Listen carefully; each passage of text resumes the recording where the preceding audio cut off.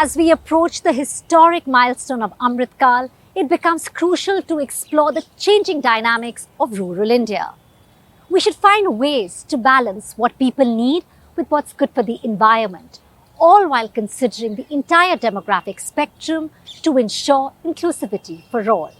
The India at 100 series endeavours to confront the challenges of rural instability and discuss viable solutions to address this emerging problem.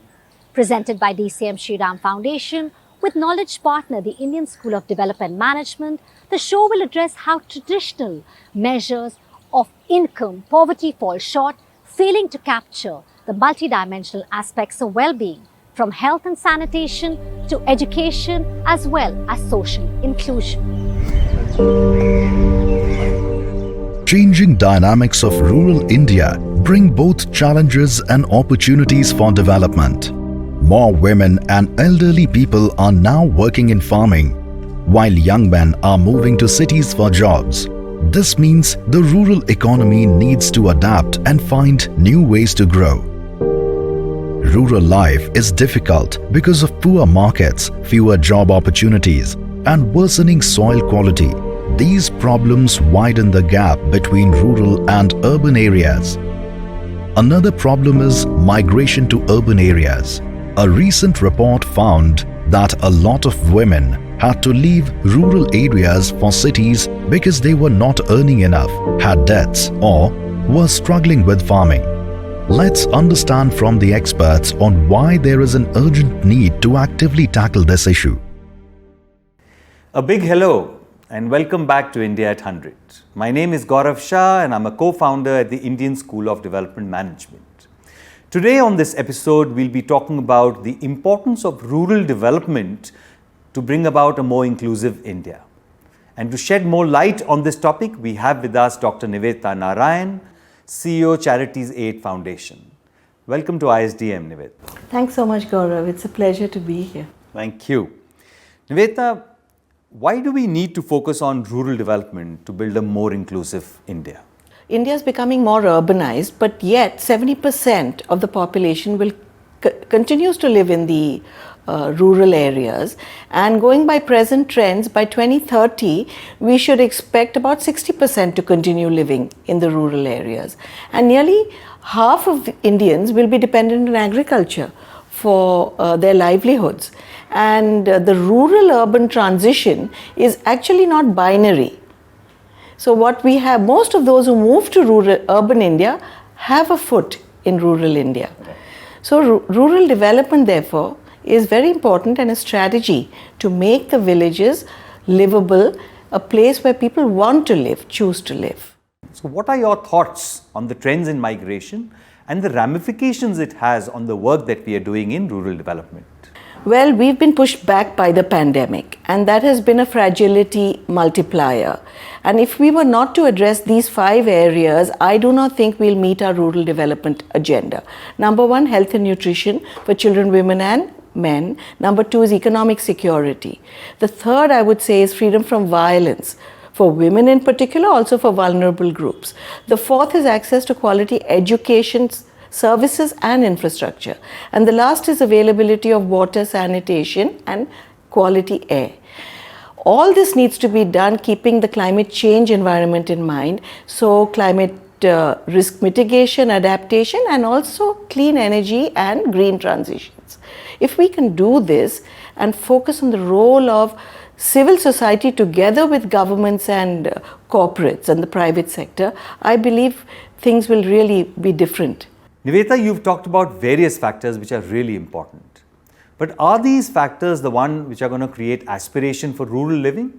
Or is there something beyond these factors which will really end up creating that aspiration? From my experience and also the research I've been doing and the experience I think of the sector, it would be fair to say that people, the desire to be in your home place and to be rooted is very clear, and post-pandemic there is no doubt about it.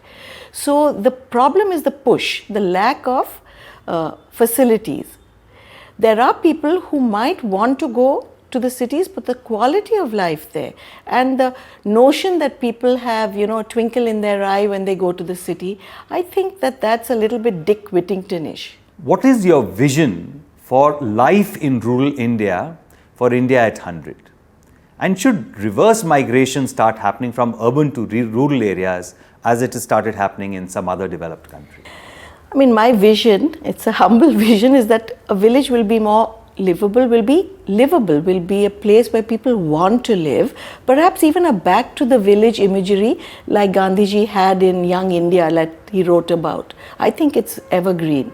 And with distress migration low, where people, choose to live to meet their needs and aspirations in their homes and go out when they want to.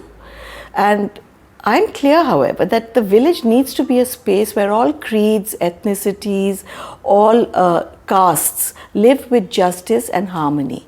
And the social fabric be such where women and girls have equitable distribution of resources and access to support. If we could do that, I would be, I think it would be amazing, because then people would get what they wanted. Lovely. And should reverse migration start happening? I think that reverse migration is already a reality, and then people are being pushed to go back. The pandemic has shown that to us. There's data to show that the number of migrants that were counted state by state are less than the number of people who came back, the migrant workers. But we were not able to keep them there. We have actually failed to meet their needs and aspirations. So reverse migration is a current trend, but they're being pushed back because there is no opportunity being created. Lovely. Thank you so much, Nivedita. Thank you for your thoughts, thank you for your insights, and thank you for your time. Thanks, Gaurav. Let's learn more about some work which is happening in this area on the ground. One Stage, registered as Charities Aid Foundation India, partners with governments and businesses to improve the lives of underprivileged people of Jharkhand through the creation of sustainable economic opportunities that improve quality of life for youth between 15 to 29.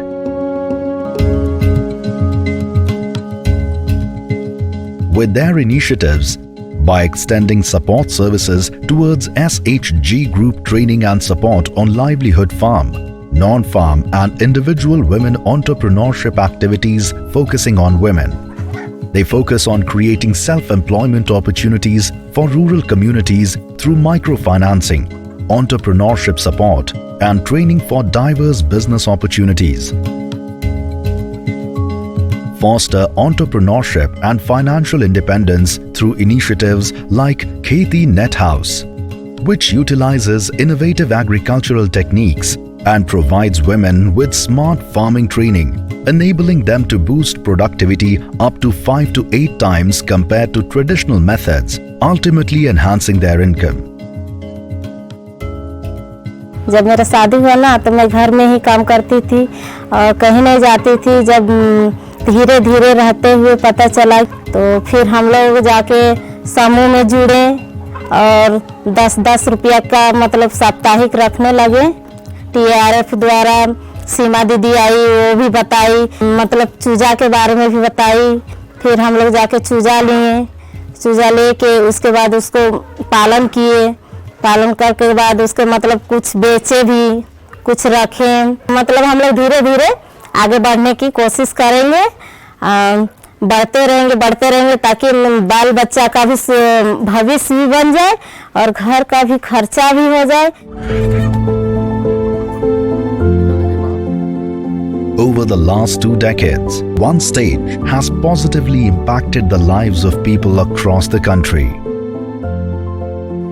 Despite continued migration from rural to urban India, it is clear that this migration is not binary, with a significant number of people continuing to keep a leg in rural India.